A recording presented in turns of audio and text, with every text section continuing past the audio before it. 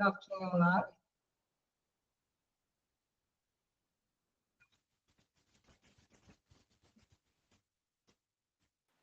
Good afternoon, Miss. Good afternoon, Miss.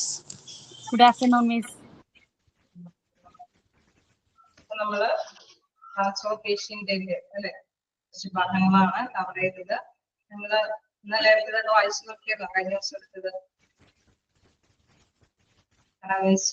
കുറച്ച് വേർഡുകളെല്ലാം കാര്യങ്ങളെല്ലാം ഗ്രഹിച്ച് തന്നെ മനസ്സിലാക്കണം. ഇതുപോലെ വായിച്ചു കഴിയുമ്പോൾ ചിലപ്പോ ചില പ്രൊഫങ്ങളെ കുറിച്ചിട്ടൊക്കെ പെട്ടെന്ന് അങ്ങനെ ക്യാച്ച് ചെയ്യാൻ പറ്റാത്തത് കൊണ്ട് ചിലപ്പോ കുറച്ച് ഇരുത്തി വായിക്കേണ്ടതൊക്കെ ആയിട്ട് വരും. എന്തായാലും വായിച്ചു നോക്കിയായിരുന്നോ?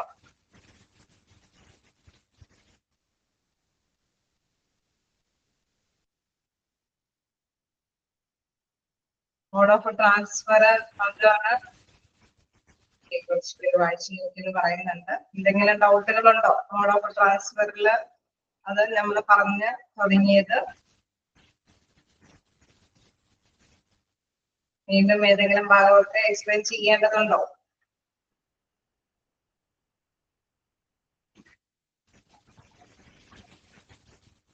എന്തെങ്കിലും ഉണ്ടെങ്കിൽ പറയാട്ടോ. എന്നിട്ട് നമുക്ക് ക്ലാസ് കണ്ടിന്യൂ ചെയ്യാം. നിങ്ങളുടെ ക്ലിയർ ചെയ്തിട്ട് പോവാം. അതായത് നമ്മളെ കണ്ടായിരുന്നു ട്രാൻസ്ഫോർമേഷന് അങ്ങനെയുള്ള ഒരു കാര്യം നടത്തുമ്പോൾ ഫസ്റ്റ്ലി നമ്മൾ ഡിസിഷൻ എടുക്കണം, തീരുമാനം എടുക്കണം. സെക്കൻഡ് ആണ് pre transfer stabilization and preparation.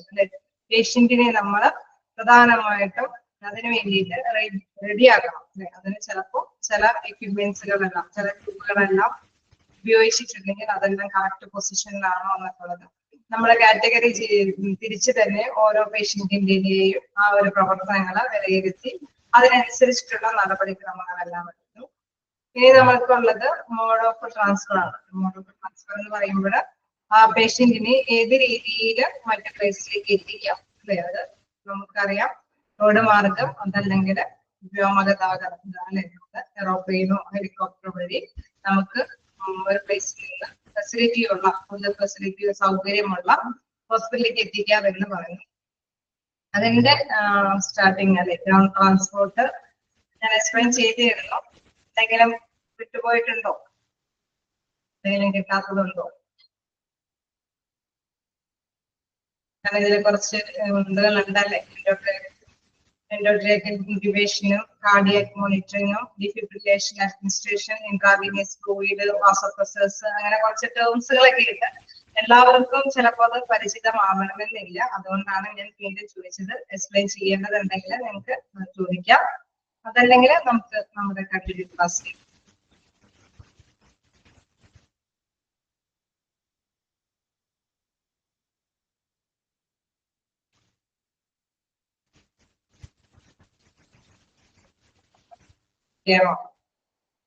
Clear ആവാൻ അപ്പൊ നമുക്ക് താഴേക്ക് പോകാം.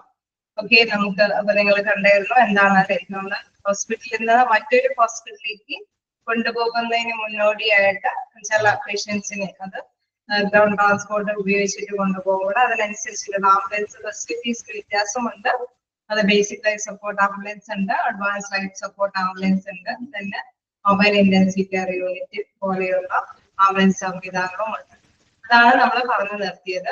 ഇനി നമുക്ക് നോക്കാനുള്ളത് എയർ ട്രാൻസ്പോർട്ട് ആണ്. അപ്പൊ നമ്മള് കണ്ടിരുന്നു അല്ലെ, നമ്മള് ഗതാഗതം മാർഗം വരുമ്പോൾ എന്താ പ്രധാനമായിട്ടും അതിന്റെ ഏറ്റവും ഗുണം എന്താണ്? എത്രയും വേഗത്തില് നിങ്ങൾ ഒന്നും കൂടി നമ്മളോട് ഇന്ററാക്ട് ചെയ്ത് കഴിഞ്ഞാൽ എനിക്ക് തോന്നുന്നു ഇത് ഇച്ചിരി ഇഷ്ടപ്പെട്ട രീതിയിൽ നിങ്ങൾക്ക് ക്യാച്ച് ചെയ്യാൻ സാധിക്കും. കാരണം ഇച്ചിരി ടഫായിട്ടുള്ള കുറച്ച് ഭാഗങ്ങളൊക്കെ അപ്പൊ നിങ്ങൾക്ക് അറിയാവുന്നതാണെങ്കിൽ നിങ്ങൾക്ക് പെട്ടെന്ന് അത് ക്യാച്ച് ചെയ്യാൻ സാധിക്കും. നിങ്ങൾ അറിയാവുന്നതാണോ എന്ന് മറ്റുള്ളവർക്കും കൂടി ഷെയർ ചെയ്യുമ്പോൾ പെട്ടെന്ന് ചെയ്യാൻ സാധിക്കും. അപ്പൊ എയർ ട്രാൻസ്പോർട്ടിന്റെ പ്രത്യേകത എന്താണ്? അത് എത്രയും വേഗത്തിൽ തന്നെ പേഷ്യൻസിനെ മറ്റൊരു സ്ഥലത്തേക്ക് എത്തിക്കാൻ സാധിക്കും. അതാണ് ഫസ്റ്റ് പോയിന്റ് പറയുന്നത്. The use of air transport has been increasing in developed countries because of the advantages of swift transport by including specialized medical care. അതായത് നമ്മളെ സ്പെഷ്യൽ ആയിട്ടുള്ള മെഡിക്കൽ കെയറോട് കൂടിയിട്ട് എത്രയും പെട്ടെന്ന് തന്നെ മറ്റൊരു പ്ലേസിലേക്ക് ഈ രോഗികളെ എത്തിക്കാൻ പറ്റും എന്നുള്ളതാണ് ഏറ്റവും പ്രധാനപ്പെട്ട ഗുണം air transport. There has been an improved prognosis of patients with trauma, severe myocardial infarction, and severe stroke with to provision of a suitable medical care by the use of air transport. അതായത് നമ്മൾക്ക് ഇച്ചിരി കൂടി അല്ലെ, നമുക്ക് നേരത്തെ കൂട്ടി ഇപ്പൊ ഡോക്ടേഴ്സിന്റെ അടുത്ത് ചെല്ലുമ്പോൾ പേഷ്യൻസിന്റെ കണ്ടീഷൻ അത് ഇത്രയും കൂടി സീരിയസ് ആയിട്ടുള്ള കാര്യങ്ങളാണ്. ഇപ്പൊ നമുക്കറിയാം അതിതീവ്രമായിട്ടുള്ള വേദനകൾ വരുമ്പോൾ നമുക്ക് ഇപ്പൊ മയോകാർഡിയ എന്നൊക്കെ പറയുന്നത് സിവിയർ മയോകാർഡിയ എന്ന് പറയുന്നത് ഹാർട്ട് അറ്റാക്ക് പോലെ അല്ലെങ്കിൽ സ്ട്രോക്ക്, അത് അതികഠിനമായിട്ടുള്ള സ്ട്രോക്കിന്റെ ലക്ഷണങ്ങളൊക്കെ കാണിക്കുമ്പോൾ ഡോക്ടേഴ്സിന് കൃത്യമായിട്ട് ഇപ്പൊ നമ്മളെ അടുത്തുള്ള ഹോസ്പിറ്റലിൽ ചിലപ്പോൾ മതിയായ സൗകര്യമില്ല എങ്കിൽ ഡോക്ടേഴ്സ് എത്രയും പെട്ടെന്ന് ഇത്രയും അല്ലെ നമുക്ക് കൂടുതൽ ഫെസിലിറ്റി ഉള്ള ഹോസ്പിറ്റലിലേക്ക് എത്രയും പെട്ടെന്ന് പേഷ്യൻസിനെ എത്തിക്കാനായിട്ട് പറയും.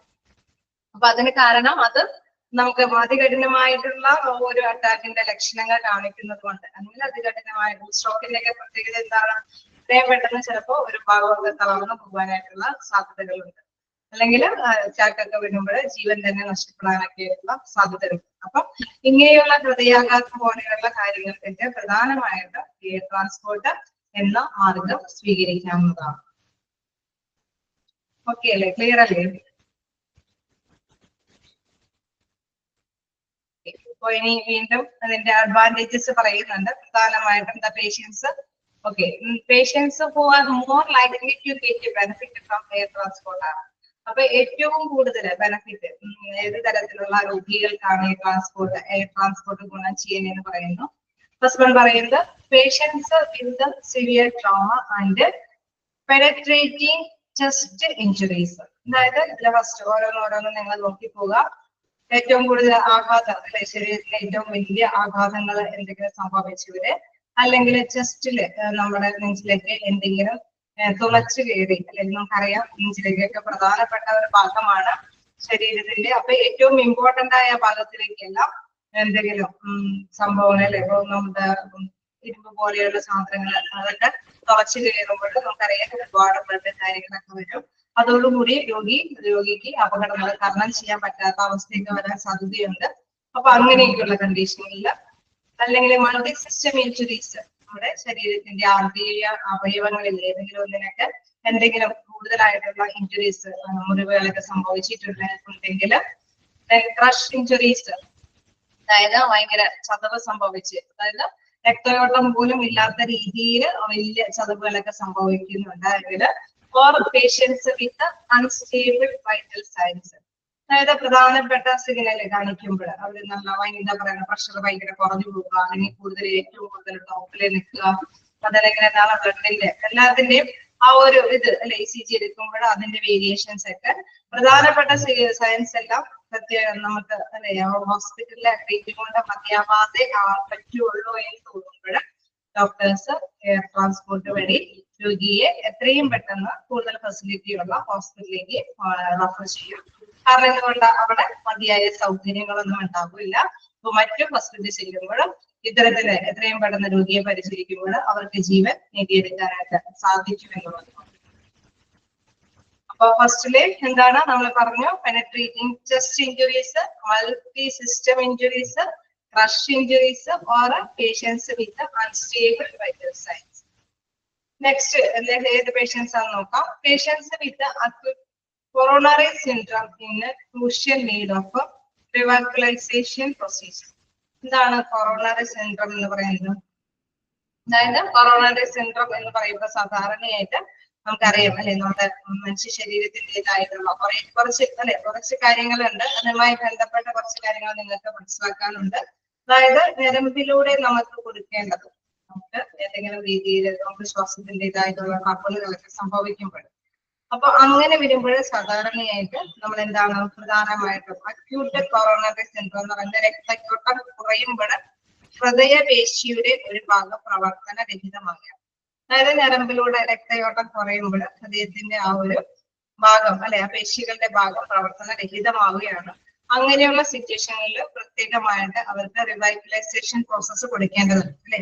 റിവാക്യുലൈസേഷൻ പ്രോസസ്സ് എന്ന് പറയുന്നത് എന്താണ്, രക്തക്കുഴലുകളിലെ ആ പ്രോബ്ലത്തിനെ മാറ്റാൻ വേണ്ടിയിട്ടുള്ള ഒരു പ്രവർത്തനമാണ്. അതെന്താണ് പ്രധാനമായിട്ട് ചെയ്യുന്നത്, അതായത് ആ രക്തസമ്മർദ്ദമുള്ളവരിൽ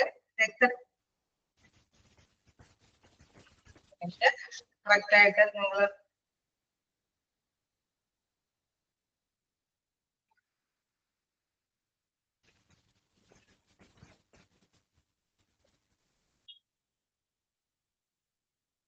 റിവാറ്റൈസേഷൻ പ്രോസസ്സ് വഴിയാണ് ആ ഒരു പ്രോബ്ലം നമ്മൾ ഇല്ലാതാക്കുന്നത്. അതായത് അതിന് പ്രധാനമായിട്ടുള്ള പ്രൊസീജിയർ ഉണ്ട്. അതായത് രക്തയോട്ടം കൊടുക്കാൻ പറ്റുന്ന രീതിയിൽ ഇപ്പൊ നെഞ്ചുവേദനയും അത്രയും വലിയ ട്രബിളുകളൊക്കെ വരുമ്പോഴാണ് നമ്മൾ സാധാരണയായിട്ട് ഇത്തരം വ്യക്തികൾക്ക് പെട്ടെന്ന് തന്നെ കൊറോണറി സിൻഡ്രോം ബാധിക്കുന്ന വ്യക്തികൾക്ക് റിവാറ്റൈസേഷൻ പ്രൊസീജിയർ നടപടികൾ എടുക്കണമെന്ന് എത്രയും പെട്ടെന്ന് തീരുമാനിക്കുന്നത്.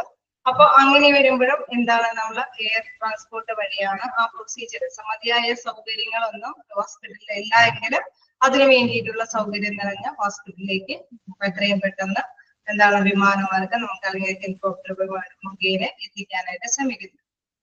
പിന്നെ അതേപോലെ തന്നെ കാർഡിയക് ടംബോർഡ് വിത്ത് ഹെമോഡൈനാമിക് കോംപ്രമൈസ്. അതായത് ഇങ്ങനെയുള്ള പേഷ്യൻസ് ടംബോർഡ് എന്ന് പറയുന്നത് എന്താ, കാർഡിയക് ടംബോർഡ് എന്ന് പറയുന്നത് ഹേർട്ടിന് ചുറ്റുമുള്ള സഞ്ചിയിൽ, നമുക്കറിയാം ഹേർട്ടിനെ നമ്മൾ പൊതിഞ്ഞ് സൂക്ഷിക്കുന്ന അല്ലെ, അതിൽ പൊതിഞ്ഞ് സൂക്ഷിക്കുന്ന സഞ്ചിയിലെ പെരിക്കാർഡിയൽ ദ്രാവകം അത് കൂടുതലായിട്ട് വരികയാണെങ്കിൽ എന്താണ് നമുക്ക് സാധാരണ രീതിയിൽ നമ്മുടെ ഹൃദയത്തിന്റെ ആ പ്രവർത്തനം അത് നടത്താനായിട്ട് സാധിക്കില്ല. അവർക്കും എന്താണ് തലകരക്കോ ശ്വാസം മുട്ടലൊക്കെ അനുഭവം. അപ്പൊ ഇങ്ങനെ വരുന്ന സിറ്റുവേഷൻസിലും എന്താണ് അതിനനുസൃതമായിട്ടുള്ള സിസ്റ്റംസ് അല്ലെ, അതിനനുസൃതമായിട്ട് ഹെമോഡൈനാമിക് പ്രവർത്തനം അതെന്താണ് പ്രധാനമായിട്ടും ചെയ്യുന്നത്, അത് സാധ്യമാക്കുന്നത് ഓട്ടോ റെഗുലേറ്ററിന്റെ ഹോമിയോ സ്റ്റാറ്റിക് സംവിധാനത്തിന്റെ കളാലായിട്ടാണ് അത് നിയന്ത്രിക്കപ്പെടുന്നത്. അതായത് അത് ശരിക്കും പറഞ്ഞാൽ രക്തക്കുഴലുകൾ സുസ്ഥിരമായ രക്തപ്രവാഹം സാധ്യമാക്കാൻ വേണ്ടിയിട്ട് അതിന് ഓട്ടോ റെഗുലേഷൻ ഹോമിയോസ്റ്റാറ്റിക് സംവിധാനത്താലാണ് സാധാരണയായിട്ട് ഈ ഒരു രക്തപ്രവാഹം സാധാരണ രീതിയിലേക്ക് ആക്കി മാറ്റും. അപ്പൊ അതിന് സൗകര്യമുള്ള ഹോസ്പിറ്റൽ ഫെസിലിറ്റി ഉള്ള സ്ഥലത്തേക്ക് എത്തിക്കണമെങ്കിലും നമ്മൾ ഇതേമാതിരി എയർ ട്രാൻസ്പോർട്ട് വഴിയാണ് സാധ്യമാക്കുന്നത്. അപ്പൊ നമ്മൾ 2-3 അല്ലെ കുറെ അസുഖങ്ങളുണ്ട്. അതിൽ പ്രധാനപ്പെട്ട ഒന്ന് നമ്മൾ പറഞ്ഞു കൊറോണറി സിൻഡ്രോം ബാധിക്കുന്ന വ്യക്തികൾക്ക്, അതല്ലെങ്കിൽ കാർഡിയക് ടംബോർഡ് അങ്ങനെയുള്ള അവസ്ഥ വരുമ്പോഴേക്ക് ഇത്തരത്തില് നമ്മൾ എത്രയും പെട്ടെന്ന് നല്ല ഫെസിലിറ്റിയുള്ള ഹോസ്പിറ്റലിലേക്ക് എത്തിക്കേണ്ടതായിട്ട്. Cardiogenic shock in need of intra-aortic balloon pump or other assisted devices. അതായത് ഇതിലും നമുക്ക് നോക്കാം കാർഡിയോജനിക് ഷോക്ക് എന്ന് പറയുമ്പോൾ അവിടെയും നമുക്ക് കൂടുതൽ ഫെസിലിറ്റി ഉള്ള അല്ലെ, എന്തായാലും ഒരു ഇൻട്രാ അയോർട്ടിക് ബലൂൺ പമ്പ് എന്നതിന്റെ ഷോർട്ട് ഫോം എഴുതി വെച്ചേക്കാം. അതായത് IABP ആ ഒരു ഇൻട്രായോട്ടിക് ബലൂൺ പമ്പിന്റെ പ്രവർത്തനം എന്ന് പറയുന്നത് ഹൃദയാഘാതം വർദ്ധിക്കുമ്പോൾ ഒരേ സമയത്ത് മയോകാർഡിയൽ ഓക്സിജൻ വർദ്ധിപ്പിക്കാൻ കഴിയുന്ന മെക്കാനിക്കൽ ഉപകരണം. അതായത് ഹൃദയത്തിന്റെ ഇടിപ്പ് വർദ്ധിപ്പിക്കാൻ വേണ്ടിയിട്ട് ഒരു മെഷീൻ വെച്ചിട്ട് അതിനാവശ്യമായിട്ടുള്ള പ്രവർത്തനം കൊടുക്കും. അങ്ങനെ വരുമ്പോഴെന്താണ് ഹൃദയമിടിപ്പ് സാധാരണ രീതിയിലേക്ക് വന്ന് തന്നെ അവർക്ക് ആ ഹൃദയത്തിന്റെ പ്രവർത്തനം സാധ്യമാക്കാനായിട്ട് സാധിക്കുമെന്ന്. അപ്പൊ ഇൻട്രായോട്ടിക് ബലൂൺ പമ്പിന്റെ ആ ഒരു സഹായത്തോട് കൂടിയിട്ട് എന്തെങ്കിലും ഹൃദയാഘാതം പോലെയുള്ള പെട്ടെന്ന് വരുന്ന അല്ലെ കൂടുതൽ പെയിനൊക്കെ വരുമ്പോൾ അവര് ഇത്തരത്തിലുള്ള ആ ഒരു പ്രവർത്തനം സാധ്യമാക്കും. അതിന്റെ പ്രവർത്തനത്തിന്റെ ഫലമായിട്ട് എന്താണ് ഹൃദയമിടിപ്പ് വർദ്ധിപ്പിക്കുകയും രക്തപ്രവർത്തനം സാധാരണ രീതിയിലാവുകയും ചെയ്യുകയാണ് ചെയ്യുന്നത്. അപ്പൊ ഇങ്ങനെയൊക്കെയുള്ള സ്റ്റേജുകളിൽ എന്താ സംഭവം, ഡോക്ടേഴ്സ് എത്രയും പെട്ടെന്ന് വിമാനമാർഗം ഉപയോഗിച്ചുള്ള പേഷ്യൻസിനെ മറ്റൊരു ഫെസിലിറ്റി അല്ലെ കൂടുതൽ സൗകര്യമുള്ള പ്ലേസിലേക്ക് എത്തിക്കാൻ പറയുകയാണ് ചെയ്യുന്നത്. ക്ലിയർ ആയോ?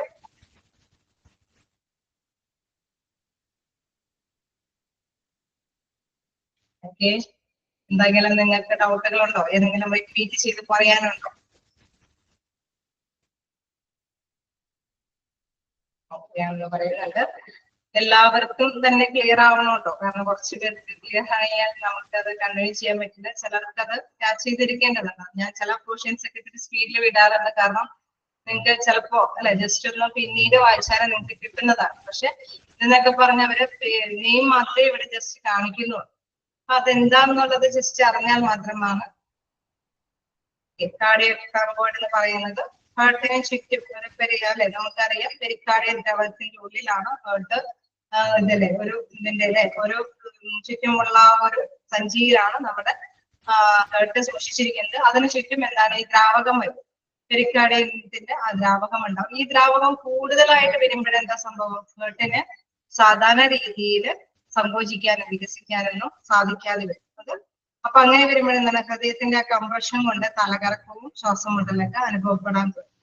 അതിനെ തരണം ചെയ്യാൻ വേണ്ടിയിട്ടാണ് നമ്മൾ സാധാരണയായിട്ട് ഇത്തരത്തിലുള്ള ഒരു ഫെസിലിറ്റിയും അനുവദിക്കുന്നത്. അതായത് ഇതിന്റെ കാർഡിയാക് ടാംപോണേറ്റ് എന്ന ആ ഒരു പ്രോബ്ലംസ് വരുമ്പോഴാണ് നമ്മൾ അതിന് ആവശ്യമായിട്ടുള്ള പ്രൊവിഷന് വേണ്ടിയിട്ടുള്ള ഫെസിലിറ്റികൾ അത് പ്രദാനം ചെയ്യുന്ന ഹോസ്പിറ്റലിലേക്ക് എത്രയും പെട്ടെന്ന് ഡോക്ടേഴ്സ് എത്തിക്കാനായിട്ട് പറയുന്നത്. അതാണ് ഹെമോഡൈനാമിക്.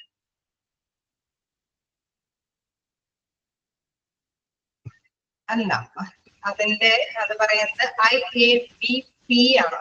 IABP.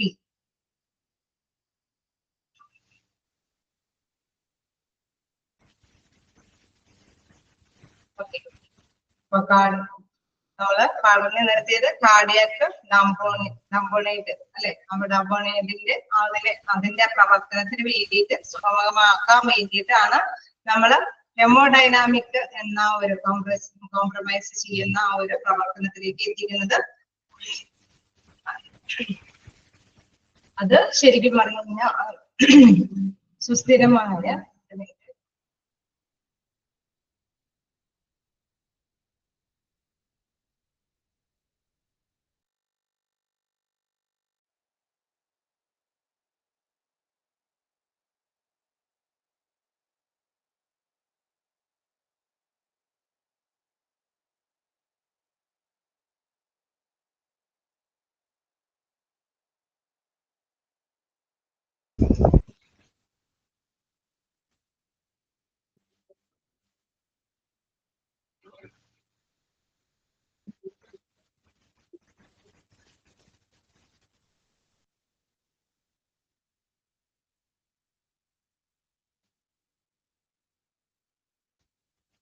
നിങ്ങൾക്ക് ക്ലിയർ ആയോ? കാർഡിയാക് ടാംപോണേറ്റ് എന്താണെന്നും അതിനു വേണ്ടിയിട്ട് ഹെമോഡൈനാമിക് കോംപ്രമൈസ് എന്താണെന്നുള്ള കാര്യങ്ങളൊക്കെ വ്യക്തമായോ?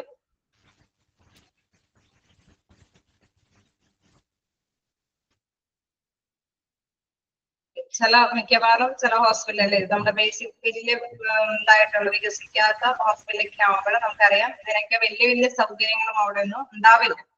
അപ്പൊ അതിന് ആവശ്യമായിട്ടുള്ള സൗകര്യങ്ങളും എക്യുപ്മെന്റ്സും മിഷനറീസും ഉള്ള ഹോസ്പിറ്റലിലേക്ക് പറഞ്ഞയക്കണം. അത് മാത്രമല്ല എത്രയും പെട്ടെന്ന് ഇത്രയും സൗകര്യമുള്ള ഹോസ്പിറ്റലിലേക്ക് എത്തിക്കേണ്ടതുണ്ട്. അപ്പൊ ഇങ്ങനെയുള്ള കേസുകളിൽ അല്ലെ അഡ്വാൻസ്ഡ് ആയിട്ടുള്ള ടെക്നോളജിയുള്ള ഹോസ്പിറ്റലിലേക്ക് എത്തിക്കാനായിട്ട് ശ്രമിക്കുമ്പോൾ നമ്മൾ സാധാരണയായിട്ട് നമ്മുടെ എയർ മാർഗം വ്യോമമാർഗം ഉപയോഗിക്കാനായിട്ട് സാധിക്കും. അവർക്ക് ഗുണം ചെയ്യുമെന്നാണ് പറഞ്ഞത്. ഓക്കെ, നെക്സ്റ്റ് എന്ന് പറയുന്നത് patients due to receive organ transplant. നമുക്ക് എല്ലാവർക്കും അറിയാം നമ്മുടെ ഏതെങ്കിലും അവയവങ്ങൾ മാറ്റം ചെയ്യും അല്ലെ മാറ്റിവെക്കുന്ന പ്രക്രിയ നടക്കുമ്പോഴും എത്രയും പെട്ടെന്ന് നമുക്ക് എത്തിപ്പെടേണ്ടതുണ്ട്. സമയത്തിനുള്ളിൽ തന്നെ ഓർഗൻസുകൾ മാറ്റിവെക്കണം. അതിനു വേണ്ടിയിട്ടും എയർ മാർഗം തന്നെയാണ് സ്വീകരിക്കുന്നത്. Critically high risk medical or surgical patients, അതായത് നമ്മൾ ഏതെങ്കിലും സർജിക്കൽ ഇച്ചിരി കൂടി ഹൈ ആയിട്ടുള്ള റിസ്കോട് കൂടിയിട്ട് ബുദ്ധിമുട്ടേറിയ സർജിക്കൽ ഓപ്പറേഷൻസ് ഒക്കെ കഴിയുമ്പോഴും അവരുടെ രോഗത്തിന് എന്തെങ്കിലും വഷളാക്കി വരികയാണെങ്കിലും ഇത്രയും നല്ല അഡ്വാൻസ്ഡ് ആയിട്ടുള്ള ഹോസ്പിറ്റലിലേക്ക് എത്തിക്കേണ്ടി വരുമ്പോഴും സാധാരണയായിട്ട് എയർ ട്രാൻസ്പോർട്ട് തന്നെയാണ് ഗുണം ചെയ്യുന്നത്. അങ്ങനെ വ്യത്യസ്ത രീതിയിലുള്ള കാര്യങ്ങൾക്ക് എയർ ട്രാൻസ്പോർട്ട് ഗുണം ചെയ്യുമെന്നുള്ളതാണ് ഇവിടെ ഡിസ്കസ് ചെയ്തത്. അപ്പൊ നോക്കുക, ജസ്റ്റ് ഫസ്റ്റും സെക്കൻഡും പോയിന്റിൽ കുറച്ച് കാര്യങ്ങളുണ്ട്. ജസ്റ്റ് എന്തെങ്കിലും നോക്കി വെക്കാം, എന്തെങ്കിലും ഡൗട്ട് ഉണ്ടെങ്കിൽ ചോദിക്കാം.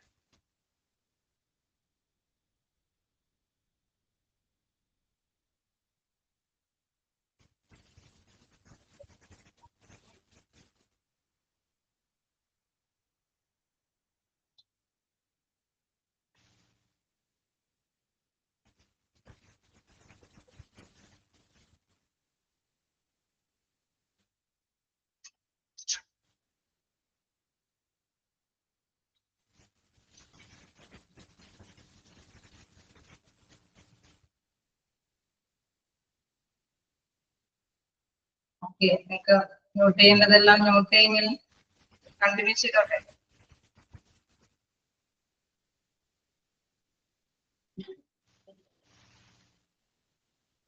അപ്പൊ നമുക്ക് നെക്സ്റ്റ് എന്താണെന്ന് നോക്കാം. എന്താണ് അക്കമ്പനിയിങ് ദ പേഷ്യൻസ്. അപ്പൊ ഇതിലെന്താണ് നമ്മൾ നേരത്തെ കണ്ടതിലെല്ലാം നമ്മൾ കണ്ടല്ലേ, ഒരുപാട് വ്യത്യസ്ത രീതിയിലുള്ള രോഗാവസ്ഥയിലുള്ളവരാണ് ട്രാൻസ്ഫർ ചെയ്യുന്നത്. മിക്കവാറും ക്രിട്ടിക്കലി പേഷ്യൻസിനെയാണ് നമ്മൾ മറ്റൊരു പ്ലേസിലേക്ക് വേറെ പ്ലേസിലേക്ക് നമ്മൾ വിടുന്നത് അല്ലെ.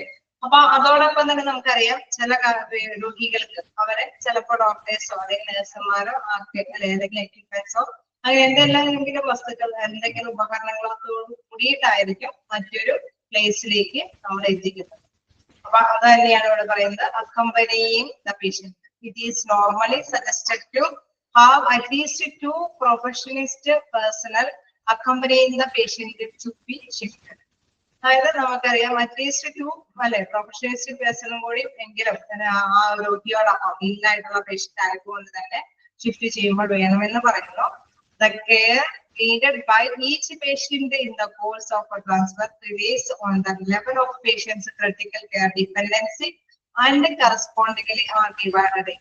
അതായത് നമുക്കറിയാം വ്യത്യസ്ത തരത്തിലുള്ള അല്ലെ നമ്മൾ ക്രിട്ടിക്കലി പേഷ്യന്റ് ആണെങ്കിൽ നമുക്ക് ട്രാൻസ്ഫർ ചെയ്യുമ്പോൾ ചിലപ്പോഴൊക്കെ റോഡ് മാർഗം അല്ലെങ്കിൽ വ്യോമഗതാഗതം വഴി ട്രാൻസ്ഫർ ചെയ്യുമ്പോൾ എന്താണ് ചില പേഷ്യൻസിന്റെ സ്റ്റേജുകളുണ്ട്. ചിലത് ഇച്ചിരി കൂടി കോംപ്ലിക്കേറ്റഡ് ആയിരിക്കും, ചിലർക്ക് വലിയ പ്രശ്നം ഉണ്ടാവില്ല. ചിലപ്പോൾ നമുക്കറിയാം ഹോസ്പിറ്റലിൽ തന്നെ ഡിപ്പാർട്ട്മെന്റിലേക്കൊക്കെ ആയിരിക്കും ഷിഫ്റ്റ് ചെയ്യുന്നത്. അപ്പൊ ഏത് രീതിയിൽ ഷിഫ്റ്റ് ചെയ്യുമ്പോൾ ആ രോഗാവസ്ഥയിലെ രോഗിയുടെ രോഗാവസ്ഥയ്ക്ക് അനുസൃതമായിട്ടാണ് നമ്മളുടെ സാധാരണ രീതിയിൽ ഈ രോഗിക്ക് ആരൊക്കെ പോണമെന്ന് തീരുമാനമെടുക്കുന്നത്. അപ്പൊ അതനുസരിച്ചിട്ട് വ്യത്യസ്ത രീതിയിൽ അവരെ ഡിവൈഡ് ചെയ്തിട്ടുണ്ട്. ലെവൽ 0 ഫസ്റ്റ് വരുന്നത് ലെവൽ 0 എന്താന്ന് നോക്കാം. 0 ലെവലില് it consists of the patients who can be managed at the ward level of ward in a hospital and are normally not needed to be accompanied by any specialized person. അതായത് നമുക്കറിയാം ഒരു വാർഡിലൊക്കെ ചിലപ്പോൾ രോഗനിർണയം നിർണയിച്ചു കഴിയുമ്പോൾ ആ വ്യക്തിക്ക് ഇനി ഫിസിഷ്യന്റെ സേവനമല്ല, ചിലപ്പോൾ ന്യൂറോളജിസ്റ്റിന്റെ ആയിരിക്കും, അല്ലെങ്കിൽ നെഫ്രോളജിസ്റ്റിന്റെ അങ്ങനെ അല്ലെങ്കിൽ കാർഡിയോളജിസ്റ്റ് അങ്ങനെ ഏതെങ്കിലും വേറെ ഡിപ്പാർട്ട്മെന്റിലേക്കാണ് ഈ വ്യക്തിയുടെ ചികിത്സ വേണ്ടതെങ്കിൽ നമ്മൾ അങ്ങോട്ടേക്ക് അല്ലെ ആ ഡോക്ടേഴ്സ് അങ്ങോട്ടേക്ക് ഷിഫ്റ്റ് ചെയ്യും, ട്രാൻസ്ഫർ ചെയ്യും. അപ്പൊ അങ്ങനെയുള്ള പേഷ്യൻസിനൊക്കെ എന്താണ് വലിയ പ്രശ്നങ്ങളൊന്നുമില്ല അല്ലെ, വലിയ ആരോഗ്യ പ്രോബ്ലംസ് ഒന്നും ഉണ്ടാവില്ല. അവർ നോർമലി തന്നെ ആ ഒരു ഡിപ്പാർട്ട്മെന്റിലേക്ക് പോവുകയാണ് ചെയ്യുന്നത്. It consists of the patients who can be managed at a ward level of ward in a hospital and are normally not needed to be accompanied by any specialized person. അതിന്റെ വ്യത്യാസമാണ് അല്ലെ, specialised ആയിട്ടുള്ള പേഴ്സൺസിന്റെ ഒന്നും ആവശ്യമില്ല. അവര് അടുത്ത ഡിപ്പാർട്ട്മെന്റിൽ തന്നെ പോയി ട്രാൻസ്ഫർ ചെയ്ത് അവിടുത്തെ ചികിത്സ കാര്യങ്ങളിലേക്ക് പ്രവേശിക്കുകയാണ് ചെയ്യുന്നത്. ലെവൽ 1 എന്താണ് നോക്കാം. It consist of those patients who are in a deteriorating condition in the course of the transfer but can be managed in an acute ward setting by the support of the critical care team. This usually should be accompanied by a paramedical unit trained nurse. അതായത് ചിലപ്പോഴല്ലോ അല്ലെ, ചിലപ്പോഴൊക്കെ പേഷ്യൻസിന്റെ condition എന്ന് പറയുമ്പോൾ ചിലപ്പോ അല്ലെ വലിയ ഇതല്ല, എന്നാലും പ്രതിക്കാനായിട്ട് ചിലപ്പോൾ സാധ്യതയുണ്ട്.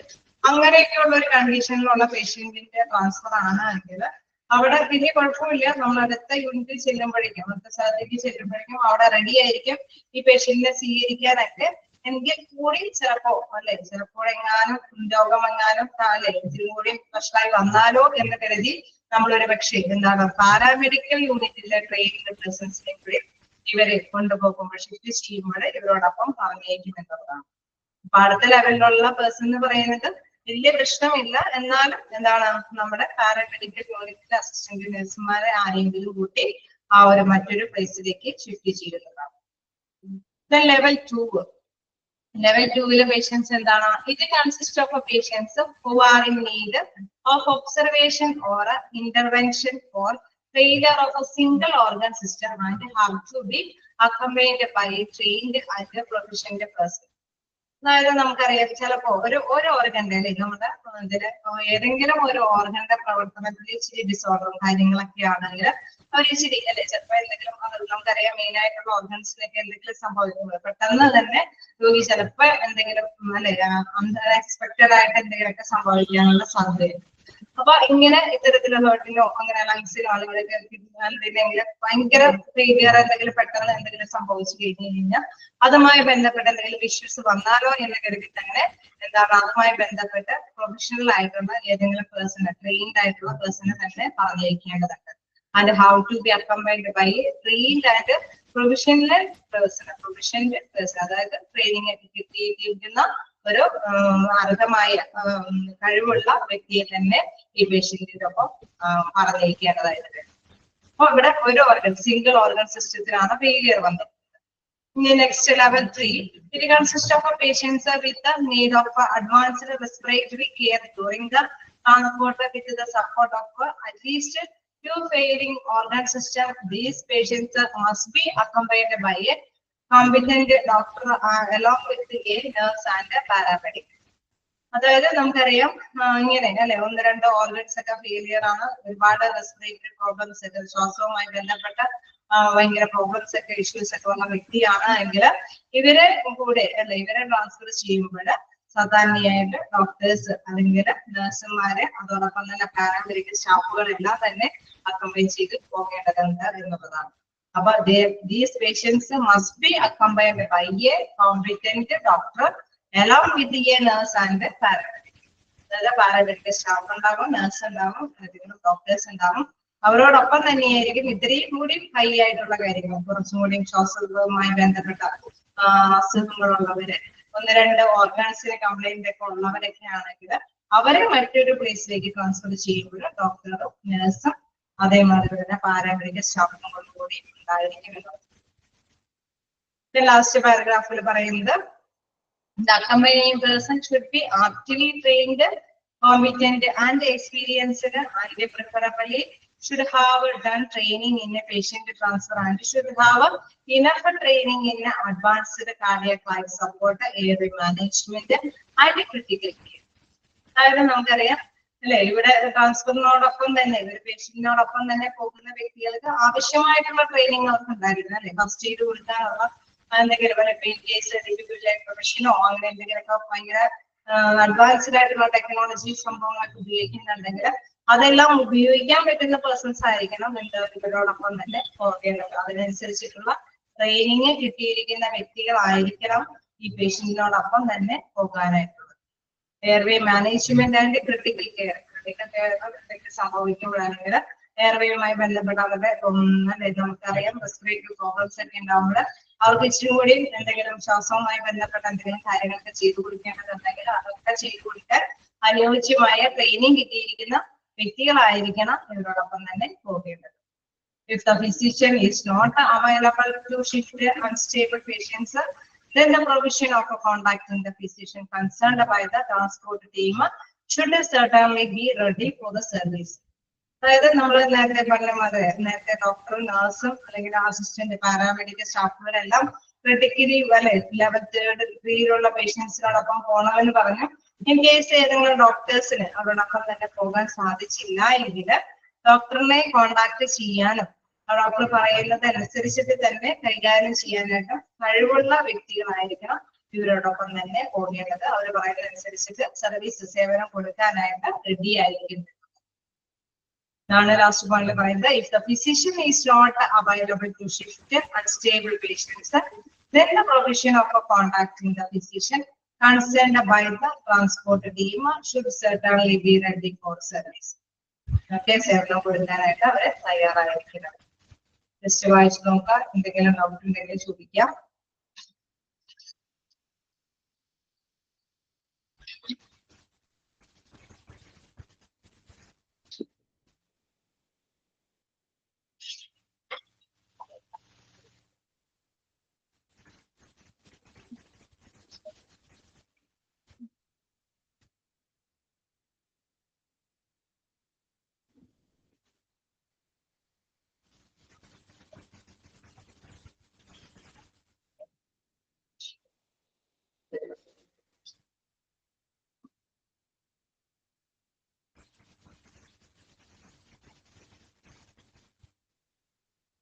എന്തെങ്കിലും നോട്ടുകളുണ്ടോ? എന്തെങ്കിലും ചെയ്തോട്ടെ.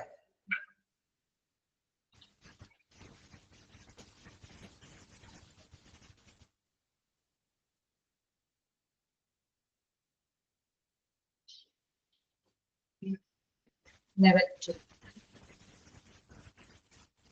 Level 2, it consists of patients who are in need of observation or intervention for failure of a single organ system. അതായത് നമ്മള് ഈ പേഷ്യന്റ് അവരെ ആവശ്യമാണ് അവരുടെ മോണിറ്ററിങ് കാര്യങ്ങളൊക്കെ നിരീക്ഷിക്കേണ്ടതുണ്ടാവും. ചിലപ്പോൾ ECG കാര്യങ്ങൾ അല്ലെങ്കിൽ പൾസും കാര്യങ്ങളും അല്ലെങ്കിൽ ഓക്സിമീറ്റർ ഒക്കെ ഉപയോഗിച്ചിട്ട് അവരുടെ ഓക്സിജന്റെ അളവെല്ലാം കറക്റ്റ് ആയിട്ടാണോ അവരെടുക്കുന്നത്, കാർബൺ ഡയോക്സൈഡ് എല്ലാം ലെവലൊക്കെ കറക്റ്റ് ആണോ എന്നൊക്കെ ഒബ്സർവ് ചെയ്യേണ്ടതുണ്ടാകും. For intervention for failure. Okay, intervention എന്ന് പറയുമ്പോൾ എന്തെങ്കിലും സംഭവങ്ങൾ സംതിങ് ഇതിന്റെ ആ ഒരു ഇടയ്ക്ക് എന്തെങ്കിലും ഇടയ്ക്കിടയ്ക്ക് എന്തെങ്കിലും സംഭവങ്ങൾ സംഭവിക്കുന്നുണ്ടാവും. എവിടെയെങ്കിലും നമുക്കറിയാം ചിലപ്പോൾ വലിയ വേരിയേഷൻ. ഇപ്പൊ എന്താണ് നമ്മൾ നേരത്തെ പറഞ്ഞ ഓക്സിമീറ്റർ ഉപയോഗിച്ചിട്ട് നമ്മൾ ഓക്സിജന്റെ അളവ് നോക്കുമ്പോൾ വലിയ കുഴപ്പമുണ്ടാവില്ല, പക്ഷെ ഇടയ്ക്കിടയ്ക്ക് എന്തോ ഒരു വേരിയേഷൻ കാണിക്കുന്നുണ്ടാവും. അപ്പൊ അങ്ങനെയൊക്കെ വരുമ്പോൾ എന്താണ് എന്തെങ്കിലും ഓർഗൻസിന്റെ എന്തെങ്കിലും സംതിങ് റോങ് കൊണ്ടാണ് അങ്ങനെയൊക്കെ സംഭവിക്കും അല്ലെ. അപ്പൊ അങ്ങനെ വരുമ്പോൾ എന്താണ് ഇവർക്ക് അതിനനുസരിച്ചിട്ടുള്ള കാര്യങ്ങൾ ചെയ്യാൻ വേണ്ടിയിട്ട് ഒരു ട്രെയിൻഡ് ആയിട്ടുള്ള നഴ്സിന്റെയും കൂടി ആവശ്യകതയുണ്ട് എന്നുള്ളതാണ് പറയുന്നത്. These usually should be accompanied by a paramedic figurator, a trained nurse. Sorry, a single organ system, and have to be accompanied by trained and professional person. അപ്പൊ അത് നോക്കിയിട്ട് അതനുസരിച്ചിട്ട് കാര്യങ്ങൾ ചെയ്യാനായിട്ട് പറ്റിയ പേഴ്സൺ അവിടെ ഉണ്ടായിരുന്നു.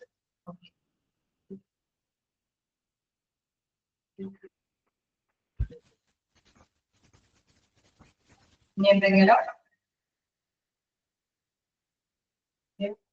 നമുക്ക് കണ്ടിന്യൂ ചെയ്യാം. ഇനി നമുക്ക് പഠിക്കാനുള്ളത് നമ്മൾ കണ്ടോ, ഡിസിഷൻ എടുത്തു, പിന്നെ അവരെ കറക്റ്റ് ആയിട്ടൊക്കെ കൈകാര്യം ചെയ്യുന്നുള്ള ഫ്രീ ആയിട്ടുള്ള പ്രിക്കോഷൻസ് എടുത്തു, നമ്മളെ മോഡ് ഓഫ് ട്രാൻസ്ഫർ കണ്ടു. പിന്നെ നമുക്ക് ഉള്ളത് ട്രാൻസ്ഫറുമായി ബന്ധപ്പെട്ടുള്ളത് എക്യുപ്മെന്റ്, ഡ്രഗ്സ് ആൻഡ് മോണിറ്ററിംഗ്. പറ്റാത്തോളം പേഴ്സൺസ് അക്കമ്പനി ചെയ്ത് കഴിഞ്ഞു പോകണം എന്നുള്ളത് കഴിഞ്ഞതിന് ശേഷം ഈ ട്രാൻസ്ഫറിനോടൊപ്പം എക്യുപ്മെന്റ്സുകൾ അല്ലെങ്കിൽ മരുന്നുകൾ അല്ലെങ്കിൽ സംവിധാനങ്ങളൊക്കെ എന്തൊക്കെ കൊണ്ടുപോകണം എന്നുള്ള കാര്യം തീരുമാനിക്കേണ്ടതായിട്ട്. നമ്മളൊരു ഏതൊരു പേഷ്യന്റ് അങ്ങനെ തന്നെയാണ്, നമ്മളൊരു പെട്ടെന്ന് ട്രാൻസ്ഫർ വരെയാണ്, ഒരു ഷിഫ്റ്റ് വരെയാണ് ഏതെങ്കിലും ഹോസ്പിറ്റലിലേക്ക്. അപ്പൊ അവിടെ നമ്മൾക്ക് അറിയാലേ നമ്മുടെ സാമഗ്രികളൊക്കെ എടുക്കുന്നതോടൊപ്പം തന്നെ ഈ പേഷ്യൻസിന് ബന്ധപ്പെട്ട കാര്യങ്ങളെല്ലാം ചെയ്യേണ്ടതുണ്ട്. അപ്പൊ അതുമായി ബന്ധപ്പെട്ട എക്യുപ്മെന്റ്സുകൾ എന്തെങ്കിലും ഉപകരണങ്ങളോ അല്ലെങ്കിൽ മരുന്നുകളോ അതല്ലെങ്കിൽ മോണിറ്ററിംഗ് സംവിധാനങ്ങൾ എന്തെങ്കിലും വേണമെങ്കിൽ അതെല്ലാം തന്നെ എടുത്തിട്ടായിരിക്കും ഒരു സ്ഥലത്ത് നിന്ന് മറ്റു സ്ഥലത്തേക്ക് പോകാനായിട്ട്. ഇപ്പൊ ഫസ്റ്റ് പോയിന്റ് നോക്കാം. A proper inspection with the provision of all life-saving drugs is compulsory for the transfer of all patients with level 1, 2 and 3 critical care needs. നമുക്കറിയാം അല്ലെ, 0 ലെവലിൽ വലിയ പ്രശ്നമില്ല, സ്വമേധയെ തന്നെ അവർക്ക് ട്രാൻസ്ഫർ ചെയ്ത് പോകാന്ന് പറഞ്ഞു. ബാക്കിയുള്ള എല്ലാ ലെവലിലുള്ള പേഷ്യൻസിനും 1, 2, 3 ക്രിട്ടിക്കൽ കെയർ ആയിട്ടുള്ള ആവശ്യതയോട് കൂടിയിട്ട് നമ്മൾ മറ്റു സ്ഥലത്തേക്ക് പോകുമ്പോൾ അവർക്ക് ആവശ്യമായിട്ടുള്ള ലൈഫ് സേവിങ് ഡ്രഗ്സ്, അതായത് ജീവൻ രക്ഷാ മരുന്നുകളെല്ലാം തന്നെ കമ്പൽസറി ആയിട്ട് മസ്റ്റായിട്ട് ഈ ട്രാൻസ്ഫർ ചെയ്യുന്നതോടൊപ്പം തന്നെ കൊണ്ടുപോകേണ്ടതാണ്. The transfer ambulance should be prepared with all the drugs and devices needed for airway operation, oxygenation, ventilation, then hemodynamic monitoring and resuscitation. അതായത് നമ്മൾ മനസ്സിലാക്കിയെടുത്തോളം എന്താണ് പ്രധാനമായിട്ടും ഈ വ്യക്തിയെ നമ്മൾ അറിഞ്ഞ കാര്യങ്ങൾ വെച്ച് നമുക്ക് മനസ്സിലാവും ഈ വ്യക്തിയെ കൊണ്ടുപോകുമ്പോൾ എന്തൊക്കെ ഇവിടെ എല്ലാ തരത്തിലുള്ള മരുന്നുകളും കൊണ്ടുപോകണം, എന്തെങ്കിലും ഡിവൈസ് ഉപകരണങ്ങൾ എടുക്കേണ്ടതുണ്ടെങ്കിൽ അത് എടുക്കണം. അതായത് നമുക്കറിയാം അല്ലെ, നമുക്ക് നേരത്തെ പറഞ്ഞത് ഒരു ഓക്സിമീറ്ററിന്റെ ഒരു ചെറിയ കാര്യമായിരിക്കും, എങ്കിൽ കൂടിയും അതെടുത്തിട്ട് ഈ ഓക്സിജന്റെ ലെവല് നോക്കിയിട്ട് അതിനനുസരിച്ചിട്ടുള്ള പ്രിക്കോഷൻസ് ഒക്കെ എടുക്കണമെങ്കിൽ അത്തരത്തിലുള്ള ഡിവൈസുകളെല്ലാം മസ്റ്റായിട്ട് കൊണ്ടുപോകേണ്ടതാണ്. ഓക്സിജനേഷൻ, വെന്റിലേഷൻ അല്ലെ, നമുക്ക് ഇതുമായി ബന്ധപ്പെട്ട് മനസ്സിലാവും ഇവര് കറക്റ്റ് ആയിട്ട് ഓക്സിജൻ ഒന്നും എടുക്കുന്നില്ലെങ്കിൽ അതനുസരിച്ചിട്ടുള്ള വെന്റിലേഷൻ ഒക്കെ കൊടുക്കേണ്ടതായിട്ട് വരും. നേരത്തെ പറഞ്ഞ ഹെമോഡൈനാമിക് മോണിറ്ററിംഗ് ആൻഡ് റെസിസ്റ്റേഷൻ, അതിന്റെ ആ ഒരു രക്തപ്രവാഹങ്ങൾ എങ്ങനെയാണ് കൈകാര്യം ചെയ്യുന്നത് മോണിറ്റർ ചെയ്തിരിക്കേണ്ട ഉപകരണങ്ങൾ ഉണ്ടെങ്കിൽ അത് മോണിറ്റർ ചെയ്യുന്ന സംവിധാനത്തോടുകൂടി കൊണ്ടുപോകണം. പിന്നെ റെസിസ്റ്റേഷൻ എന്ന് പറഞ്ഞാൽ പുനർജീവനത്തിന് ആവശ്യമായിട്ടുള്ള ആ രോഗിയുടെ വീണ്ടും നമ്മൾ മറ്റൊരു പ്ലേസിലേക്ക് കൊണ്ടുപോകുന്നത് ഇതിനാ രോഗിയെ മെച്ചപ്പെട്ട ലെവലിലേക്ക് ആക്കാൻ, അവരുടെ ആരോഗ്യം നിലനിർത്താൻ വേണ്ടിയിട്ട് ഒന്നും കൂടി ഉയർത്തി കൊണ്ടുവരാൻ വേണ്ടിയിട്ട്. അപ്പൊ അതിനാവശ്യമായിട്ടുള്ള എല്ലാ തരത്തിലുള്ള മെഡിസിൻസും എന്താണ് എക്യുപ്മെന്റ്സും ഡിവൈസുകളെല്ലാം എടുത്തിട്ട് മാത്രമേ മറ്റൊരു പ്ലേസിലേക്ക് ഷിഫ്റ്റ് ചെയ്ത് കൊണ്ടുപോകാനായിട്ട് സാധിക്കുകയുള്ളൂ.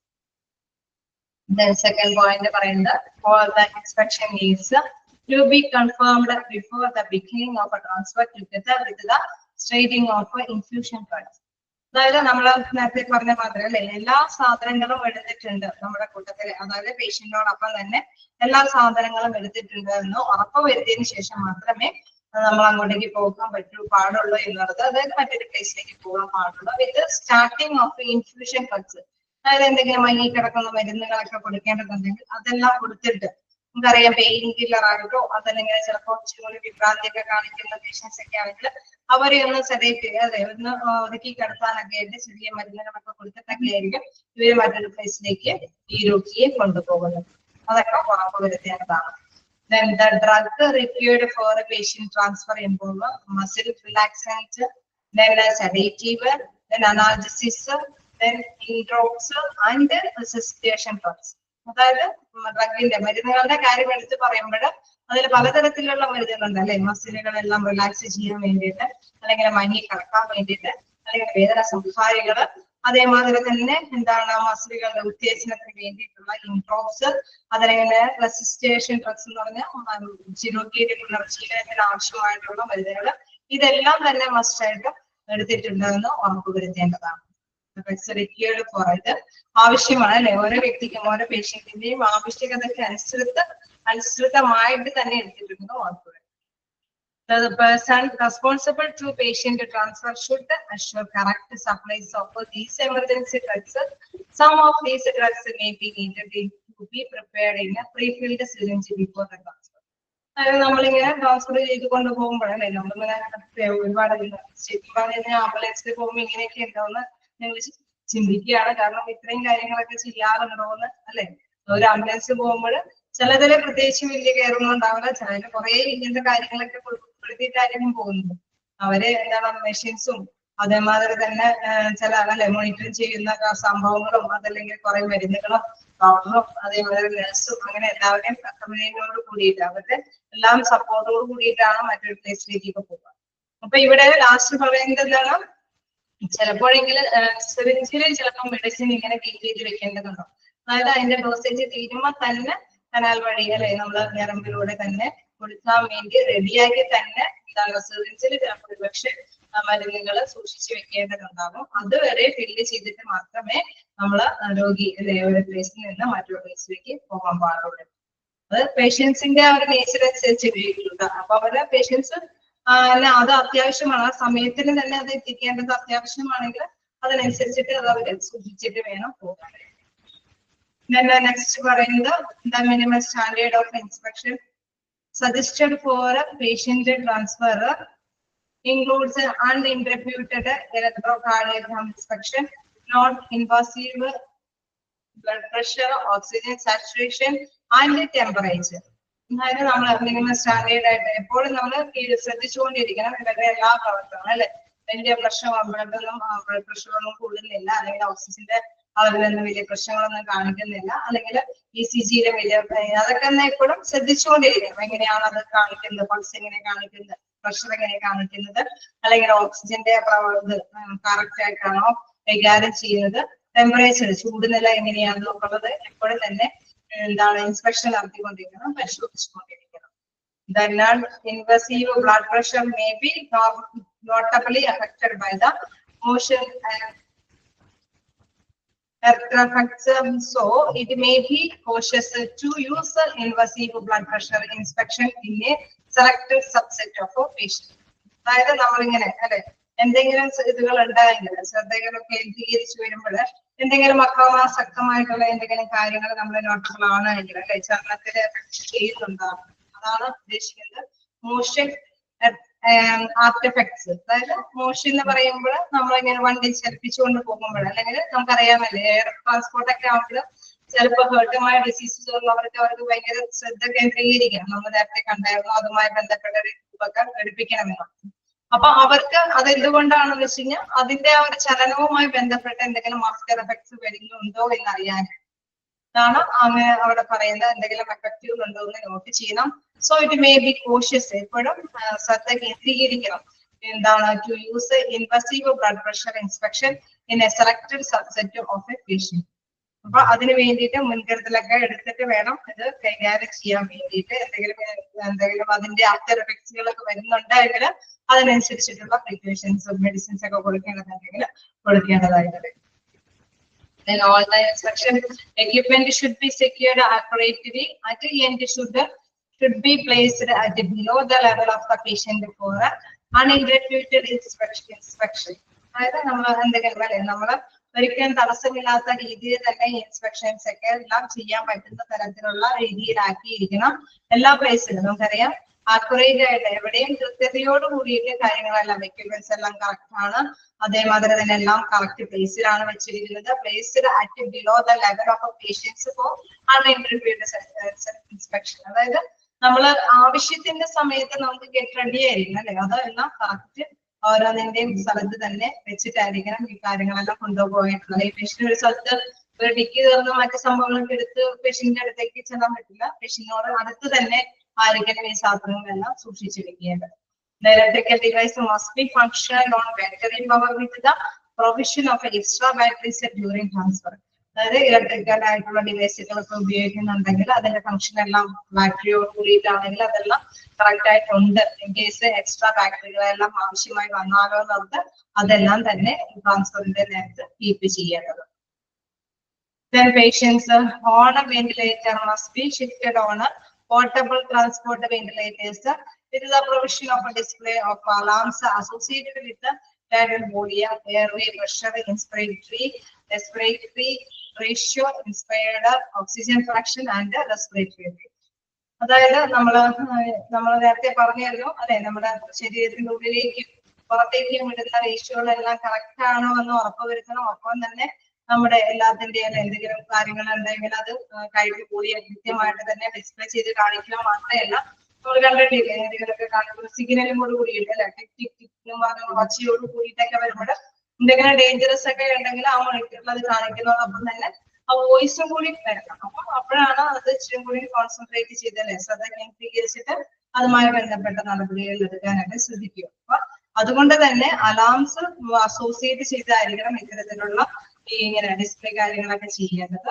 അതോടൊപ്പം തന്നെ നമ്മുടെ റെസ്പിറേറ്ററി റേഷ്യോ ഒക്കെ, അതായത് ശരീരത്തിനുള്ളിലേക്കും പുറത്തേക്കും തള്ളുന്ന വായുവിന്റെ ഒക്കെ റേഷ്യോ ഒക്കെ കറക്റ്റ് ആണോ എന്ന് അതനുസരിച്ചിട്ടുള്ള എന്തെങ്കിലും വേരിയേഷൻ ഉണ്ടെങ്കിൽ അത് കൃത്യമായിട്ട് നോട്ട് ചെയ്ത രീതിയിൽ, അല്ലെങ്കിൽ ഓക്സിജന്റെ ഫ്രാക്ഷൻ അത് എന്തെങ്കിലും അല്ലെ ശരീരത്തിന്റെ കോശങ്ങൾക്ക് ശ്വാസം മുട്ടൽ അനുഭവപ്പെടുന്ന രീതിയിലേക്ക് എന്തെങ്കിലും എത്തുന്നുണ്ടോ എന്ന് അതെല്ലാം കൃത്യമായിട്ട് തന്നെ നോട്ട് ചെയ്ത് വെക്കണം. അത് ആവശ്യമായിട്ടുള്ള കാര്യങ്ങൾ ഉണ്ടെങ്കിൽ അത് അതിനനുസരിച്ചിട്ടുള്ള പ്രൊവിഷൻ നടപടികളെല്ലാം എടുക്കണം. ജസ്റ്റ് നോക്കാം, എന്തെങ്കിലും ഡൗട്ട് ഉണ്ടെങ്കിൽ ചോദിക്കാം.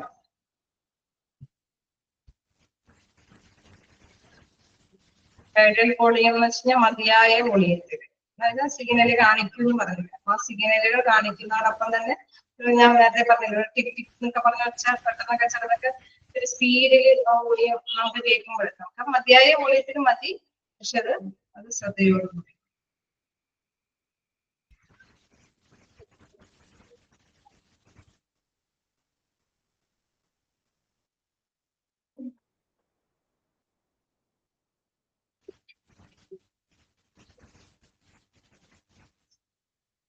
നിങ്ങളെ നെക്സ്റ്റ് ക്ലാസ് വരുമ്പോഴേ വായിച്ചു നോക്കണ്ട. നെക്സ്റ്റ് ക്ലാസ് വരുമ്പോഴേ എത്തിക്കൽ ആൻഡ് ലീഗൽ ഇഷ്യൂസും കൂടി എഴുതണം. ചാപ്റ്റർ ആണ്, എന്നാലും പക്ഷെ അതിൽ ലീഗൽ ആയിട്ടുള്ള കാര്യങ്ങളാണ്. അപ്പൊ നിയമം എങ്ങനെ അനുശാസിക്കുന്നു അതുപോലെ തന്നെ നമ്മൾ ചെയ്യേണ്ടതായിട്ട് വരും. ഇത് വലിയ കുഴപ്പമില്ലാത്തൊരു ചാപ്റ്റർ അല്ലെ, ഹ്യൂമൻ റിസോഴ്സ് പോലെ നീട്ടി വലിച്ചിട്ടുള്ള ഒരു വലിയ ഇതല്ല ട്രാൻസ്പോർട്ടേഷന്റെ. എന്തായാലും നിങ്ങൾക്ക് ഫസ്റ്റും സെക്കൻഡും ഇല്ലേ, അതായത് ഹ്യൂമൻ റിസോഴ്സും നമ്മുടെ ഈ പറഞ്ഞ ട്രാൻസ്പോർട്ടേഷനുകളും എന്തെങ്കിലും ഡൗട്ടുകൾ ഉണ്ടെങ്കിൽ ചോദിക്കാട്ടോ. ഈ ടൈമിൽ എന്താ പറയാ, ഈ ദിവസം കൂടി നമുക്കിത് തീർക്കാവുന്നതാണ്. നെക്സ്റ്റ് ടൈം ആണെങ്കിലും നിങ്ങൾ ഈ രണ്ട് ചാപ്റ്ററിൽ എന്തെങ്കിലും ഡൗട്ടുകൾ ഉണ്ടെങ്കിൽ ചോദിച്ചു തീർക്കാം. ഹ്യൂമൻ റിസോഴ്സ് ഇച്ചിരി സ്പീഡിലൊക്കെ ഞാൻ പോയിട്ടുണ്ടെന്ന് എനിക്കറിയാം, കാരണം അത് അത്രയും ലെങ്തി ചാപ്റ്റർ ആണ്. ഇത് മാത്രമേ നിർത്തി പറഞ്ഞ് തരാൻ മാത്രം നിൽക്കാൻ പറ്റില്ല, കാരണം അത് സ്പീഡ് കുറച്ച് കൂടുതലാണ്. മാത്രമല്ല നിങ്ങൾക്ക് അറിയാവുന്ന അല്ലെ നമ്മൾ കുറച്ച് സെലക്ഷനും ട്രെയിനിങ്ങും റിക്രൂട്ട്മെന്റ് കാര്യങ്ങളൊക്കെ നമുക്ക് അറിയാവുന്നതാണ്. അതുകൊണ്ട് തന്നെ നിങ്ങൾക്ക് വായിച്ചാലും ഒരുപക്ഷെ കുത്തിരുന്ന് വായിച്ചിട്ട് നമുക്ക് കിട്ടുമായിരിക്കും. എന്തായാലും നോക്കാം.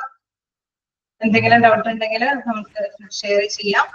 നമുക്ക് അടുത്ത ക്ലാസ് വരുമ്പോൾ എത്തിക്കൽ ആൻഡ് ലീഗൽ ഇഷ്യൂസ് വായിച്ചു നോക്കാം.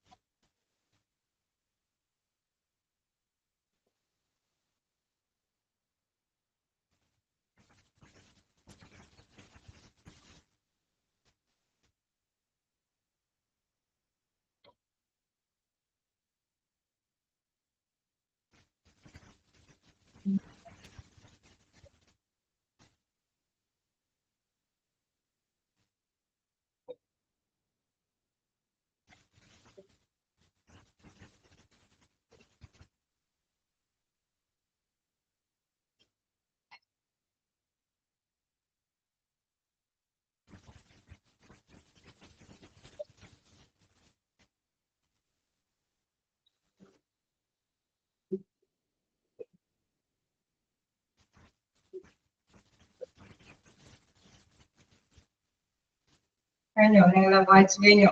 ഞാൻ കണ്ടിന്യൂ ചെയ്തോട്ടെ.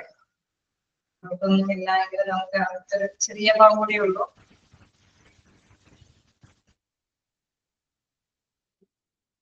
ഓക്കെ, അപ്പൊ നമുക്ക് ഉള്ളത് സ്പെഷ്യൽ കൺസിഡറേഷൻ ആണ്. എന്താണ് ചില കാര്യങ്ങളിലൊക്കെ if the patient requires an ambulance to take him to another facility make arrangements for transportation with the social service administration.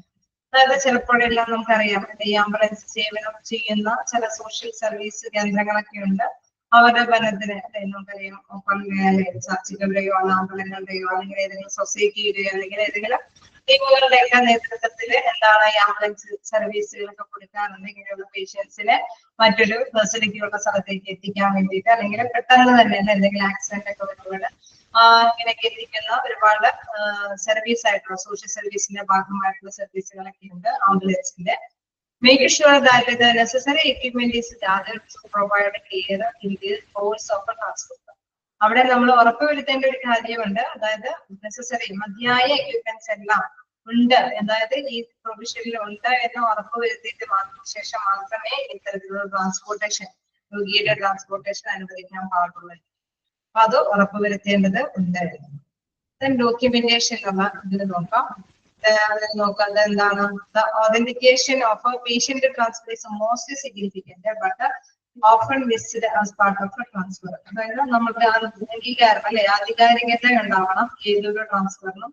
നമുക്കറിയാം ഡോക്ടറിന്റെ സിഗ്നേച്ചറോ പേഷ്യൻസിന്റെ ഉറപ്പോ അല്ലെങ്കിൽ നമ്മുടെ മെഡിസിൻസും എടുത്ത എല്ലാ കാര്യങ്ങളും കൂടിയും അതിൽ ഉൾപ്പെടുത്തേണ്ടതുണ്ട് അല്ലെ.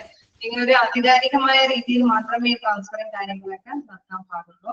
The authentication should always be OBBS at all stage of the transfer. അതായത് നല്ല വ്യക്തമായിട്ടായിരിക്കണം ഇത് കാണിച്ചു തരേണ്ടത്. അംഗീകാരങ്ങളെല്ലാം അല്ലെ ഈ അധികാരികതയെല്ലാം തന്നെ കൃത്യമായിട്ട് തന്നെ കാണിച്ചു തരേണ്ടതുണ്ട്. Since it was only legal report, the patient was transferred. It must consist of a patient's condition, reason to transfer names, and the designation of a referring and receiving clinicians, details and status of important signs before the transfer, clinical events during the transfer and the treatment given. പിന്നെ പ്രധാനപ്പെട്ട കാര്യങ്ങൾ എന്ന് പറഞ്ഞു കഴിഞ്ഞാൽ ഇത് ഈ ഒരു ട്രാൻസ്ഫറുമായി ബന്ധപ്പെട്ട എല്ലാ കാര്യങ്ങളും അത് കൃത്യമതയോടുകൂടി തന്നെ ചെയ്യേണ്ടതുണ്ട്. കാരണം അതിൻ്റെതായിട്ടുള്ള എന്തെങ്കിലും കാര്യങ്ങൾ വരുമ്പോൾ ലീഗലായിട്ടുള്ള നിയമപരമായിട്ടുള്ള കാര്യങ്ങളൊക്കെ വരികയാണെങ്കിൽ അത് കൃത്യമായിട്ട് തന്നെ രേഖപ്പെടുത്തിയാൽ മാത്രമേ അതുകൊണ്ട് നമുക്കൊരു എവിഡൻസ് ആയിട്ട് കാണിച്ചു കൊടുക്കാനൊക്കെ സാധിക്കൂ. അതുകൊണ്ട് തന്നെ പറയാണ് only legal report that the patient was transferred. It must consist ഇതിൽ എന്തൊക്കെ ഉൾക്കൊണ്ടിരിക്കണം? Patient's condition, reason to transfer. എന്താണ് പേഷ്യന്റ് ഇപ്പോൾ കണ്ടീഷൻ, എന്തൊക്കെയാണ് ട്രാൻസ്ഫർ ചെയ്യാനുള്ള കാരണം, പേര്, designation of referring and receiving clinicians. അതായത് നമ്മുടെ ഇത് ഇത്രയും നാളും പരിശോധിച്ചത് ആരായിരുന്നു, അവരുടെ പേരും ഡെസിഗ്നേഷനും സൈനൊക്കെ വേണം. അതോടൊപ്പം തന്നെ റിസീവിംഗ് ക്ലിനീഷ്യൻസ് ആരാണോ അവരുടെ കാര്യങ്ങളെല്ലാം രേഖപ്പെടുത്തിയിട്ടുണ്ടാവണം. Details and status of important science before transfer. അതായത് ട്രാൻസ്ഫറിന് മുമ്പ് എന്തൊക്കെ രേഖപ്പെടുത്തിയ പ്രഷർ എത്രയാണ്, എന്താണ് ഷുഗർ ഇത്രയും രേഖപ്പെടുത്തിയിട്ടുണ്ടായിരുന്നു, അല്ലെങ്കിൽ മറ്റെന്തെങ്കിലും ഈ വ്യക്തിയുടെ രോഗവുമായി ബന്ധപ്പെട്ടുള്ള എന്തെങ്കിലും കാര്യങ്ങൾ നോട്ട് ചെയ്യപ്പെട്ടുണ്ടെങ്കിൽ അതെല്ലാം കൃത്യമായിട്ട് തന്നെ നോട്ട് ചെയ്ത് വെക്കണം. Then clinical events during the transfer and the treatment equivalent. അതായത് എന്തെങ്കിലും അല്ലെ ട്രാൻസ്ഫർ ചെയ്യുന്ന സമയത്ത് എന്തെങ്കിലും ബുദ്ധിമുട്ടുകളൊക്കെ അനുഭവപ്പെട്ടിട്ടുണ്ടെങ്കിൽ അതുമായി ബന്ധപ്പെട്ട എന്തെങ്കിലും ട്രീറ്റ്മെന്റ് നൽകിയിട്ടുണ്ടെങ്കിൽ അതുമായി ബന്ധപ്പെട്ട എല്ലാ റിപ്പോർട്ടുകളും നമ്മൾ നടപടികളെല്ലാം സ്വീകരിച്ചത് വ്യക്തമാക്കിയിരിക്കണം എന്നുള്ളതാണ്. Standardized testimony should be used and sustained both for intra and inter hospital transfer. അതായത് പുറത്താണെങ്കിലും അകത്താണെങ്കിലും കറക്റ്റ് ആയിട്ട് നമ്മുടെ സാക്ഷ്യപത്രം ഉണ്ടായിരിക്കണം. നമ്മൾ ഇന്ന കാര്യം കൊണ്ടാണ് ഈ ഒരു പേഷ്യന്റായ എന്നെ അങ്ങോട്ടേക്ക് ട്രാൻസ്ഫർ ചെയ്യുന്നത് എന്ന വ്യക്തമായ ഒരു സാക്ഷ്യപത്രം ഉണ്ടാക്കിയിരിക്കണം. Then these legal paper should be used for audit purpose for investigating the defects in the patient's transfer. അതായത് നമുക്ക് നേരത്തെ പറഞ്ഞു അല്ലെ, ഇങ്ങനെയെല്ലാം ഇത് തയ്യാറാക്കുന്നതിന് വേണ്ടിയിട്ടാണ് എന്തെങ്കിലും ലീഗൽ ഇഷ്യൂസ് ഒക്കെ വരികയാണെങ്കിൽ, നിയമ നടപടികൾ വരികയാണെങ്കിൽ അതിനെല്ലാം ഒരു വ്യക്തമായിട്ടുള്ള ഒരു പേപ്പർ ആയിട്ട് അത് കൈകാര്യം ചെയ്യാൻ വേണ്ടിയിട്ടാണ്. There should be an official handing over at the receiving facility between the transferring team and the receiving team, who include the doctors and nurses.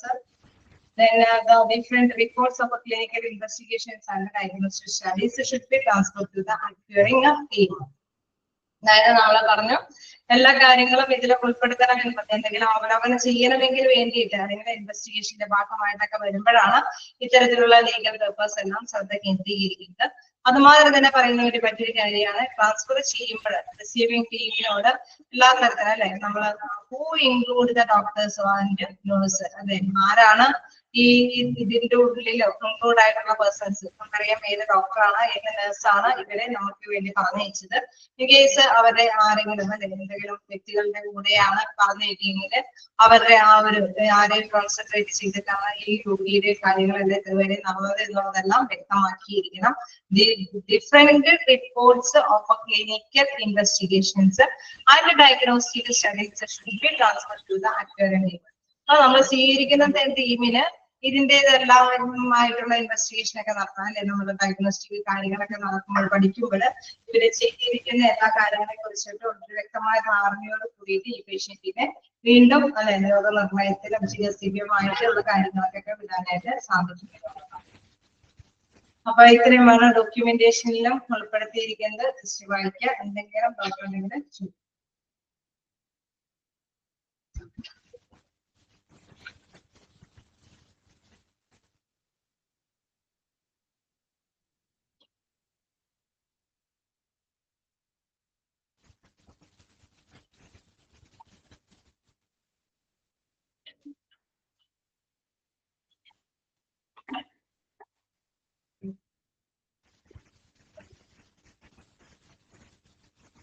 ചെയ്യണോ?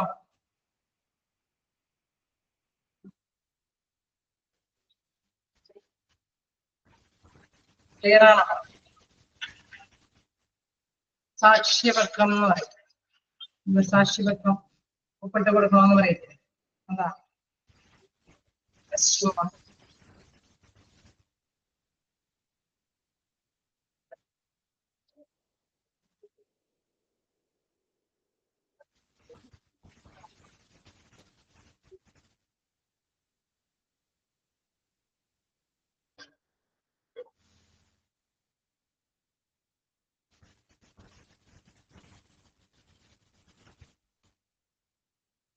എന്തെങ്കിലും ഡൗട്ടുകൾ ഉണ്ടോ?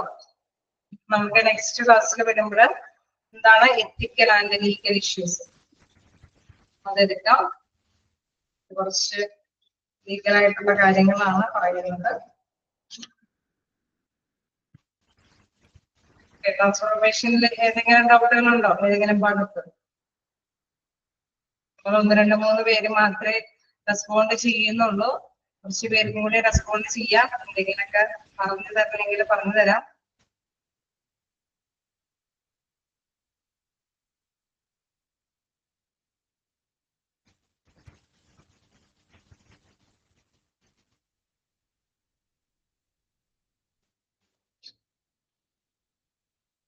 ഓക്കെ, നമുക്ക് നെക്സ്റ്റ് ക്ലാസ്സിൽ കാണാം.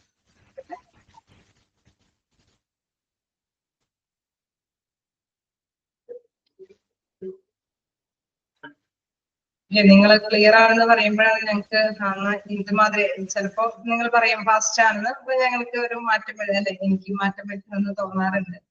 തീർച്ചയായിട്ടും ഇതിത്തിരി സ്ലോവിലാണ് ഞാൻ എടുത്തത്. കുറച്ച് റഫർ ചെയ്തിട്ട് ഇങ്ങനെ നിങ്ങൾക്ക് കൂടി നോട്ട് കിട്ടത്തൊക്കെ. മറ്റത് എനിക്ക് തോന്നുന്നു അങ്ങനെ നോട്ട് തരുമ്പോ കുറച്ച് ലാഗാവും, പക്ഷെ നിങ്ങൾക്കാണെങ്കിൽ മനസ്സിലാക്കുന്ന കാര്യമാണ്. അപ്പൊ മുകളിൽ നിങ്ങൾക്ക് എഴുതി വെക്കാൻ പറ്റുന്ന മാറ്റേഴ്സ് ഇന്നത്തേല് ഞാനൊക്കെ കുറച്ചൊക്കെ ഡിസ്കസ് ചെയ്ത് പറഞ്ഞിരുന്നു. നമുക്ക് ലീഗൽ ഇഷ്യൂസിൽ നിങ്ങൾക്ക് പരമാവധി ഇങ്ങനെ തന്നെ, അതും ഇങ്ങനെ തന്നെ പറഞ്ഞപ്പോൾ മനസ്സിലാക്കാനേ പറ്റുള്ളൂ. കാരണം നമുക്ക് വായിച്ച ചിലപ്പോൾ ക്ലിക്ക് ചെയ്ത് വരണമെന്നില്ല. കാരണം അതും ഒരു ലീഗൽ ആയിട്ടുള്ള കാര്യങ്ങളാണ്, നിയമപരമായിട്ടുള്ള വശങ്ങളാണ്. ജസ്റ്റ് നിങ്ങളൊന്ന് അങ്ങനെ വ്യക്തമായിട്ട് നിങ്ങൾക്ക് ഒറ്റയ്ക്ക് വായിച്ചാൽ മനസ്സിലാവാത്തത് കൊണ്ട് തന്നെ ഞങ്ങൾ ചെറുതായിട്ട് നോട്ട് ചെയ്ത് തന്നുവിടാം. നിങ്ങൾ എനിക്ക് തോന്നുന്നു PDF-ന്റെ മുകളിൽ എഴുതി പോകുന്നതായിരിക്കും ചില അല്ലെ, നമുക്കിപ്പോ കാണേണ്ട കുറച്ച് കാര്യങ്ങളൊന്നും പെട്ടെന്ന് ക്യാച്ച് ചെയ്യാൻ പറ്റാത്തതായിരിക്കും. എന്ന് പറഞ്ഞ മാത്രം തന്നെ ഈ എത്തിക്കൽ ലീഗലും കുറച്ച് അങ്ങനത്തെ കാര്യങ്ങളുണ്ട്. അപ്പൊ നിങ്ങളുടെ കൈവശം നോട്ടുണ്ടെങ്കിൽ തീർച്ചയായിട്ടും അതിന്റെ മുന്നിൽ കൂടി തരാം. Okay, thank you.